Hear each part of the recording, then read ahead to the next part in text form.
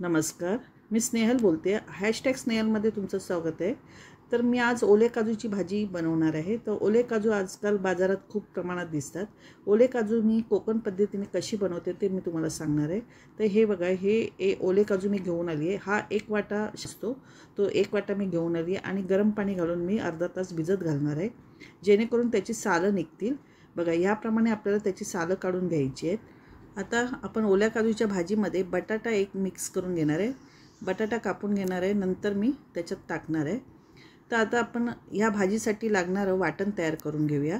त्यासाठी मी 2 मोठे कांदे कापून घेतलेत आणि ते आता मी कढईमध्ये तेलामध्ये ते परतून घेणार आहे.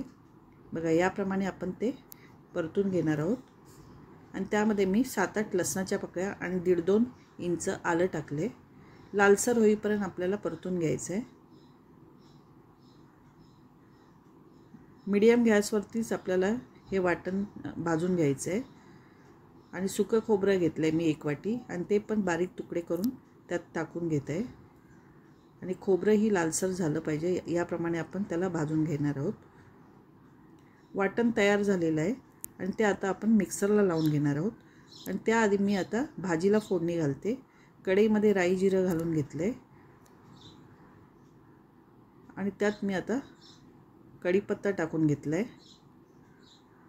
आणि बारीक चिरलेला कांदाही घालून घेतला आहे. आणि ते आपण सगळं व्यवस्थित मिक्स करून घेऊया.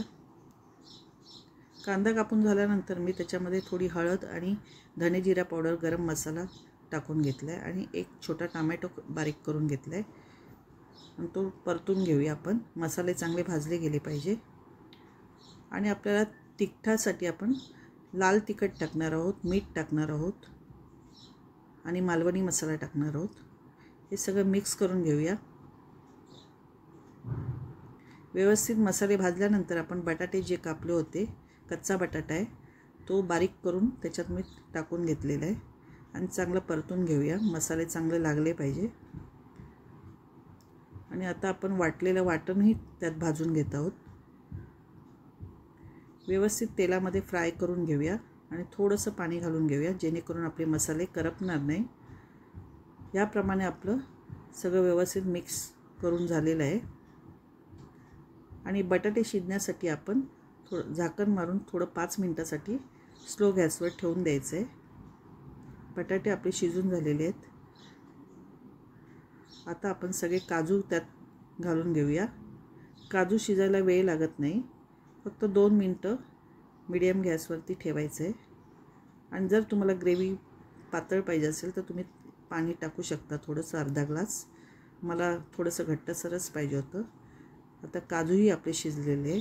2 मिनटानंतर आपली भाजी तयार झाली आहे. 2 मिनटानंतर बघा, याप्रमाणे आपली भाजी, ओल्या काजूची भाजी तयार झालेली आहे. जर तुम्हाला माझी ही रेसिपी आवडली असेल तर प्लीज मला लाईक, शेअर, सबस्क्राईब करा. नमस्कार.